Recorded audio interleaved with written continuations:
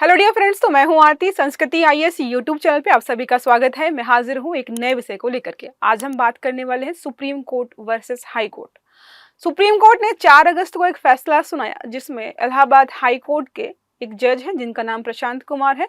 उन्होंने एक ऐसा जजमेंट दिया जिसके बाद सुप्रीम कोर्ट ने बोला कि आज से आप सेवानिवृत्ति तक जो है कोई भी क्रिमिनल केस नहीं देखेंगे। उनको वहां से बाहर कर दिया। जिसके बाद हाई कोर्ट के 13 जजों ने जो है सुप्रीम कोर्ट के जो सीजीआई हैं उनको एक पत्र लिखा और उसके माध्यम से बोला है कि एक बैठक होनी चाहिए और हम चाहते हैं सुप्रीम कोर्ट अपने इस फैसले को खत्म करे या रद्द करे। अब पूरा विवाद क्या है, ऐसा क्यों किया गया है, ये हम यहाँ पर 1 बाय 1 कवर करने वाले हैं। तो बॉसेस सिर्फ जो है प्राइवेट कंपनियों में नहीं होते हैं, सुप्रीम कोर्ट हाई कोर्ट के बीच भी यहाँ पर जो है विवाद चल सकता है। मतलब जो दूसरे के विवादों को सब सुलझाते हैं उनमें भी आपसी विवाद वहां पर हो रहा है। तो अब एक प्रशासनिक ढांचे की भी बात करेंगे हम कि क्या न्यायपालिकाओं का भी कोई एथिक्स होता है, वहां पर भी कोई रूल्स रेगुलेशंस होते हैं, प्रशासनिक नियम क्या वहां पर लागू नहीं होते हैं कि कब किसका फैसला ज्यादा मान्य होगा। और किसी की कार्यप्रणाली, जैसे हाई कोर्ट की कार्यप्रणाली पर सुप्रीम कोर्ट ने जो टिप्पणी की और किसी जज को जो है बर्खास्त तो नहीं, उन्होंने यही बोला कि भाई अब सेवानिवृत्ति तक जो है ये जो क्रिमिनल रोस्टर होता है उसके मामले तुम मत देखना। ये जो है सारा यहाँ पर हुआ। तो पढ़ेंगे हम। पहले बता देती हूँ कि इंडिपेंडेंस ऑफर यहाँ पर चलाया जा रहा है संस्कृति आईएएस के द्वारा, जो कि 10 से 15 जो है अगस्त के बीच चलने वाला है। यूपीएससी और यूपीपीएससी के जितने भी कोर्सेस हैं सब पर बहुत बेहतरीन ऑफर चलने वाले हैं। एक पहले हम बात करते हैं, एक इंटीग्रेटेड कोर्स है जो कि यूपीएससी और यूपीपीएससी दोनों को तैयारी कराएगा। 50% ज्यादा का डिस्काउंट आपको मिल रहा है और लाइव चलेंगी प्रयागराज से क्लासेस और 35,000 रुपये फीस है और 2 इंस्टॉलमेंट का आपको ऑप्शन दिया गया है। यूपीपीसीएस फाउंडेशन कोर्स प्रीलिम्स का एग्जाम आपका आने वाला है, तैयारी जोरों शोरों से चल रही होगी। अगर नहीं की तो कोई बात नहीं, हम करा देंगे। यहाँ पर 30,000 रुपये में आपका कंप्लीट बैच मिल जाएगा। 2 ईएमआई की सुविधा आपको इसके साथ भी मिल जाएगी। अब बात करते हैं प्रीलिम्स बैच की। कुछ लोग होंगे जिनको मेंस के साथ नहीं ज्वाइन करना है, तो प्रीलिम्स का अकेले सेपरेट बैच भी अवेलेबल है यहाँ पर। अगर सिर्फ और सिर्फ जीएस ज्वाइन करना है कि सीसेट हमारा स्ट्रांग है तो 11,000 में मिल जाएगा। अगर मन में दुविधा है कि भाई सीसेट भी कमजोर है तो 15,000 में दोनों का कंबाइंड बैच मिल जाएगा आपको, सीसेट और जीएस का। नंबर है 9555124124 या फिर आप विजिट कर सकते हो sanskritiyes.com के वेबसाइट पर। अब बात करते हैं हम यहाँ पर हुआ क्या। तो इलाहाबाद हाई कोर्ट के 13 जजों ने सुप्रीम कोर्ट के आदेश का खुला विरोध किया है। साथ में जो है दुख भी व्यक्त किया है कि हम बहुत दुखी हैं कि हमारे सहभागी या जो है हमारे सहकर्मी के साथ जो इस प्रकार का व्यवहार किया जा रहा है। उन्होंने मुख्य न्यायाधीश अरुण बंसाली को पत्र लिखकर आग्रह किया है कि जस्टिस प्रशांत कुमार को आपराधिक मामलों की सुनवाई से हटाने का आदेश जो है उसको लागू ना किया जाए। यह विवाद भारतीय न्यायपालिका की संवैधानिक स्वतंत्रता, इसके अलावा आंतरिक अनुशासन और लास्ट सुप्रीम कोर्ट बनाम हाई कोर्ट के अधिकार क्षेत्र को लेकर बहस छेड़ता है कि क्या इनके आपसी खुद विवाद हो सकते हैं। दूसरा यहाँ पर हो सकता है स्वतंत्रता का मुद्दा कि क्या हाई कोर्ट स्वतंत्र नहीं है किसी प्रकार के फैसले देने के लिए, कि यहाँ का कोई जज फैसला देगा और सुप्रीम कोर्ट की जो है कोई बेंच आकर मना कर देगी कि अब तुम ऐसे मामलों की सुनवाई मत करना। दूसरा है क्या आंतरिक अनुशासन की जरूरत है दोनों के बीच, और सुप्रीम कोर्ट और हाई कोर्ट में सबसे ज्यादा शक्तिशाली ताकतवर कौन है। हमें हायरार्की पता है, सुप्रीम कोर्ट, हाई कोर्ट, इसके अलावा बाद में आते हैं जो सेशन कोर्ट्स, ये हम ऑलरेडी जान चुके हैं। अब हम बात करेंगे यहाँ पर सुप्रीम कोर्ट का आदेश। तो आपको बताया 4 अगस्त 2025 को उन्होंने बोला कि जो प्रशांत कुमार जी हैं वो क्या करेंगे, अब आपराधिक मामलों की सुनवाई नहीं करेंगे। बात करते हैं तो इस बेंच में justice J B Pardiwala and R Mahadevan थे जिन्होंने ये फैसला सुनाया था। ओके, कारण क्या है, तो कारण बताते क्या था। 2 व्यक्तियों के बीच विवाद था पैसे को लेकर, और हमें पता है पैसा मतलब वो हो गया सिविल मामला।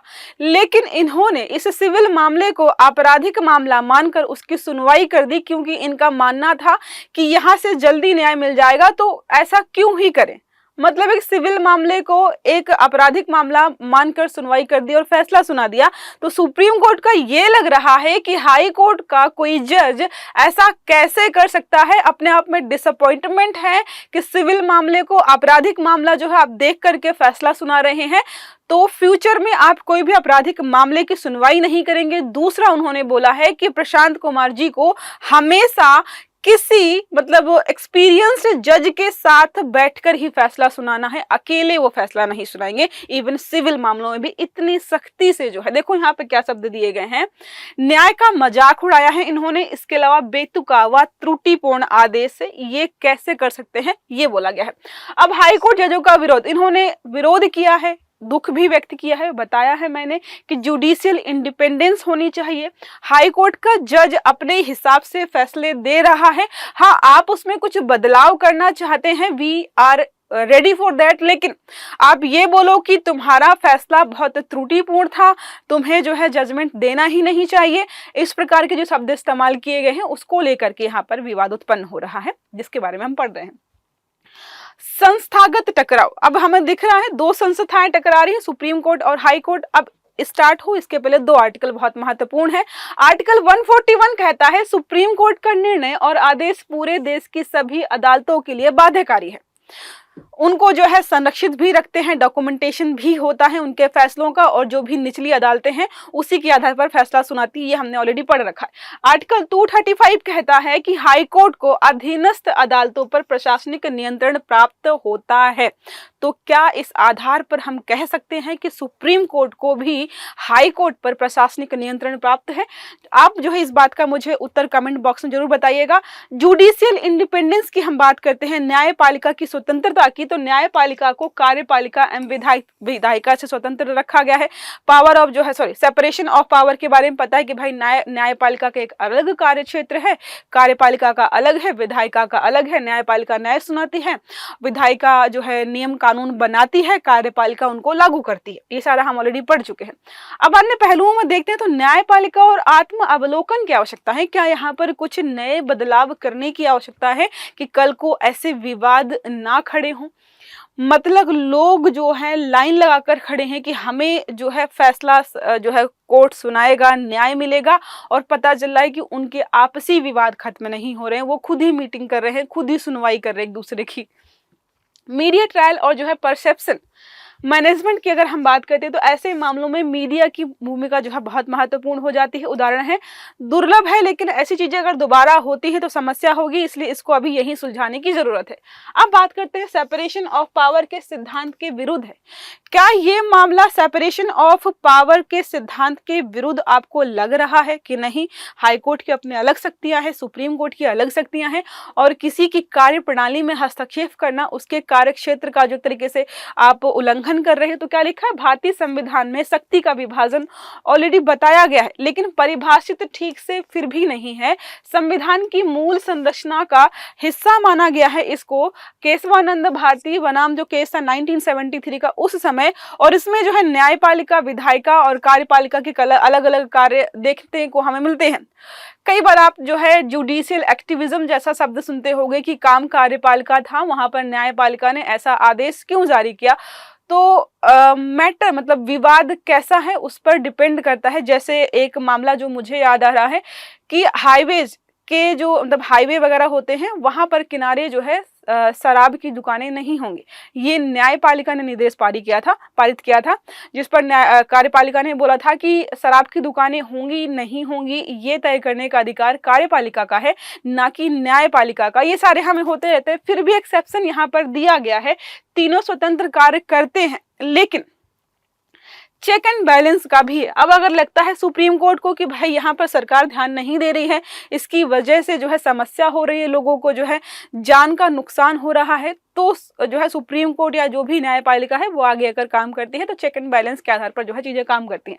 अब ये जो हमने देखा है मामला, क्या वो जो है सेपरेशन ऑफ पावर के अंतर्गत आता है या नहीं आता है, या उल्लंघन करता है, दोनों तक देखते हैं। पहला, हाँ, तो हाई कोर्ट की प्रशासनिक स्वतंत्रता में सीधा हस्तक्षेप है। अनुच्छेद 235 के अधिकारों का उल्लंघन हम मान सकते हैं इसको। कुछ लोगों का मानना है नहीं, क्योंकि आर्टिकल 141 के तहत सुप्रीम कोर्ट के आदेश बाध्यकारी होते हैं। सुप्रीम कोर्ट का कर्तव्य है कि वो न्यायिक अनुशासन बनाए रखे।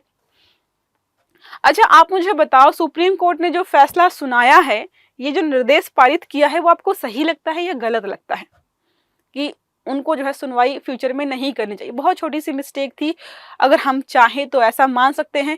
और दूसरा हमारे मन में आया कि हाई कोर्ट के जज होने के बावजूद आप ऐसा फैसला कैसे कर सकते हो। उस समय उन्होंने किस विचारधारा के आधार पर फैसला किया ये हमें जानना जरूरी है, और उसी आधार के मतलब उसी बेसिस पे ही जो है आगे की प्रक्रिया होनी चाहिए। ठीक है, अब इंस्टीट्यूशनल कॉन्फ्लिक्ट हम देख ही चुके हैं, दो अलग अलग संस्थान हैं, हाई कोर्ट और जो है सुप्रीम कोर्ट, यहाँ पर विवाद हो रहा है। अब बात करते हैं समाधान क्या क्या हो सकते हैं। तो पहली बात तो यहाँ पर है इंटरनल जुडिशियल ओवरसाइट मैकेनिज्म। तो सुप्रीम कोर्ट हो चाहे हाई कोर्ट हो चाहे सेशन कोर्ट हो, अगर इनके बीच कोई विवाद होता है तो एक मैकेनिज्म होना चाहिए जो इनके विवादों को देखे। Code of ethics enforcement body, ऐसी कोई बॉडी होनी चाहिए जो एथिकल जो वैल्यूज वगैरह हैं इन मतलब न्यायपालिका में पूरे उनको लागू करने का काम करे। ट्रांसपेरेंट रिव्यू सिस्टम होना चाहिए किसी भी फैसले का, ताकि ऐसे विवाद फ्यूचर में ना हो। कोलेजियम जो है अकाउंटेबिलिटी मेजर्स यहाँ पर होने चाहिए, और जुडिशियल परफॉर्मेंस इंडेक्स भी होना चाहिए, ताकि पता चलता रहे कि कौन कैसे और किस प्रकार के निर्णय दे रहा है। ओके, अब बात करते हैं यहाँ पर जो है जुडिशियल एथिक्स और आचार संहिता के बारे में। तो restatement of values of judicial life 1997 का है, भारत के सुप्रीम कोर्ट द्वारा न्यायाधीशों के लिए तय की गई यहाँ पर नैतिक गाइडलाइंस है, जिसके बारे में सब बताया गया है। Bangalore principles of judicial conduct 2002 में हुआ था, संयुक्त राष्ट्र समर्थित आचार संहिता है। पूरी न्यायपालिका के लिए ऐसा नहीं, नियमों कानूनों की कमी नहीं है, लेकिन लोग भूल जाते हैं कि यहाँ पर है और उनको जो है उसी आधार पर काम करना चाहिए। कुछ चीजें हैं यहाँ पर इंडिपेंडेंस की हमने बात कर ली कि सब स्वतंत्र हैं अपने हिसाब से काम करने के लिए। इम्पार्शलिटी नहीं होनी चाहिए, इंटीग्रिटी होनी चाहिए कि मतलब आप जो है ठीक से निर्णय दीजिए। प्रोपैरिटी भी यहाँ पर होनी चाहिए कि आचरण ऐसा हो जिससे न्यायपालिका की प्रतिष्ठा बनी रहे, उस पर सवाल ना खड़े किए जाए। कंपीट एंड जो है डिजिलेंस की बात करते हैं तो न्यायाधीशों को सक्षम और कर्तव्यनिष्ठ होना चाहिए। ये सारी चीज जो है लगातार बार बार जो है पूरे दौरान बोली गई हैं, लोग अपने विचार व्यक्त भी कर रहे हैं। अब हम कुछ फैक्ट्स देख लेते हैं सुप्रीम कोर्ट और हाई कोर्ट के बीच में जो भी इंपॉर्टेंट पॉइंट्स हैं। स्थापना की बात करते हैं तो सुप्रीम कोर्ट की स्थापना 28 जनवरी 1950 को हुई थी, और हाई कोर्ट की स्थापना अलग अलग समय में अलग अलग राज्यों में हुई है, तो उसकी जानकारी यहाँ पर नहीं है। संवैधानिक आधार की बात करते हैं तो आर्टिकल 124 से लेकर के 147 सुप्रीम कोर्ट के लिए है, और 214 से लेकर के जो है 231 तक जो है हाई कोर्ट के है। अधिकार क्षेत्र के बारे में बात करते हैं तो सुप्रीम कोर्ट जो है संपूर्ण भारत में काम करता है, और यहाँ पर जो है संबंधित राज्य या राज्यों या केंद्र शासित प्रदेश, क्योंकि दो राज्यों के लिए भी एक हाई कोर्ट काम कर सकता है, इसलिए राज्यों को यहाँ पर लिखा गया है। मुख्य न्यायाधीश जो है यहाँ पर भारत के मुख्य न्यायाधीश होते हैं, यहाँ पर है संबंधित हाई कोर्ट के मुख्य न्यायाधीश यहाँ पर होते हैं। न्यायाधीशों की नियुक्ति के बारे में बात करते हैं। सुप्रीम कोर्ट के न्यायाधीशों की नियुक्ति जो है राष्ट्रपति द्वारा और सीजेआई की सहमति या सलाह पर होती है। हाई कोर्ट में संबंधित जो है राष्ट्रपति होते हैं, सीजेआई होते हैं, राज्यपाल होते हैं, और हाई कोर्ट के जो भी चीफ जस्टिस होते हैं उनकी सलाह पर जो है हाई कोर्ट के न्यायाधीशों की नियुक्ति की जाती है। न्यायाधीशों की सेवानिवृत्ति की आयु के बारे में बात करें, सुप्रीम कोर्ट 65, हाई कोर्ट 62। मूल अधिकारों का संरक्षण आर्टिकल 32 के तहत, और यहाँ पर आर्टिकल 226, ठीक है, रिट याचिका आपने सुनी होगी। बात करते हैं तो केवल मूल अधिकारों के उल्लंघन पर होती है, और यहाँ पर मूल अधिकारों और अन्य कानूनी अधिकारों पर। तो कभी आपसे पूछे कि रिट याचिका कि अगर हम बात करते हैं कि दायरा किसका ज्यादा बड़ा है, सुप्रीम कोर्ट का या हाई कोर्ट का, तो हाई कोर्ट का बड़ा हो जाता है, क्योंकि यहाँ पर मूल अधिकारों के साथ साथ अन्य मामलों की भी यहाँ पर सुनवाई आप कर सकते हो, तो इसलिए ये जो कार्य क्षेत्र है इनका बड़ा है। अपीलों की सुनवाई के बारे में बात करते हैं तो देश भर के हाई कोर्ट्स के निर्णयों पर जो भी मतलब कोई व्यक्ति गया, हाई कोर्ट का फैसला आया और वो सहमत नहीं है तो वो सुप्रीम कोर्ट जाता है। सिमिलर यहाँ पर है, अधीनस्थ न्यायालय के सारे मामले हाई कोर्ट जाते हैं। न्यायिक समीक्षा की बात करते हैं तो अंतिम और सर्वोच्च प्राधिकरण है, इनका फैसला सर्वमान्य होता है, सब पर बाध्यकारी होता है। राज्य कानूनों की समीक्षा यहाँ पर कर सकता है जो भी हाई कोर्ट ने फैसला दिया है। न्यायिक मिसाल के बारे में बात करते हैं तो पूरे भारत के लिए बाध्यकारी है, आर्टिकल 141। संबंधित राज्य के अधीनस्थ न्यायालयों के लिए बाध्यकारी है, न कि पूरे भारत के लिए। संवैधानिक पीठ के बारे में बात करते हैं तो 5 या अधिक जजों की पीठ महत्वपूर्ण मामलों में बैठती है। यहाँ पर बात करें संवैधानिक मुद्दों पर 2 से ज्यादा जजों की पीठ यहाँ पर जो है बैठती है। प्रभाव क्षेत्र हमें पता है पूरे भारत में है, और यहाँ पर राज्य या जो भी राज्यों के लेकर है। मूल अधिकारों की निगरानी है, सर्वोच्च मतलब प्रहरी बोलते हैं, यहाँ पर है व्यापक है लेकिन सुप्रीम कोर्ट के अधीन हो जाता है। अतिरिक्त कार्य जो सुप्रीम कोर्ट करता है तो राष्ट्रपति की सलाह पर कानूनी राय, आर्टिकल 143 अभी कुछ समय पहले आया था, जो है कि राष्ट्रपति मानने के लिए बाध्य है या नहीं बाध्य है, ये सारा हम ऑलरेडी पढ़ चुके हैं। ट्रिब्यूनल्स नियंत्रण आदि ये सारे सुप्रीम कोर्ट करता है। प्रशासनिक जो है अधीक्षण है 235 के तहत। इसके अलावा अधीनस्थ न्यायालयों पर नियंत्रण करता है कौन? High court. विवाद समाधान जो है राज्यों के बीच या राज्य और केंद्र के बीच जितने भी विवाद होते हैं वो प्राथमिक सूची में आते हैं, सारे कौन देखता है? Supreme court. और बात करते हैं यहाँ पर तो मूलतः नागरिक अपराध और संविधान के क्षेत्रीय विवादों की सुनवाई कौन करेगा? ये करेगा हाई कोर्ट। मतलब जो है राज्य या राज्यों के बीच या राज्य या केंद्र के बीच जितने भी विवाद होंगे वो हाई कोर्ट्स में कभी भी नहीं जाते हैं। ठीक है, समझ में आ गया होगा। अब एक प्रश्न हमारा इसी आर्टिकल से संबंधित है, पूछ रहा है संविधान के आर्टिकल 141 के संदर्भ में निम्नलिखित कथनों पर विचार कीजिए। पहला है, यह भारत के क्षेत्राधिकार में आने वाले सभी अदालतों पर सुप्रीम कोर्ट के निर्णयों को बाध्यकारी बनाता है। दूसरा है, यह सुप्रीम कोर्ट के न्यायिक तथा प्रशासनिक दोनों प्रकार के निर्णयों पर लागू होता है। विकल्प हमारे हैं केवल एक, केवल दो, एक और दो, एक व दो में से कोई नहीं। सही आंसर आपको देना है कमेंट बॉक्स में, और जो क्लास के दौरान मैंने प्रश्न पूछे हैं उनके भी आंसर आपको देने हैं ठीक से। ओके, तो वीडियो अच्छा लगा तो लाइक करिएगा, चैनल को सब्सक्राइब करके जाइएगा ताकि जितने भी इस प्रकार की वीडियो हैं वो सारे आपको समय पर मिलते रहें। तो अच्छे से पढ़िएगा। Have a good day. Thank you.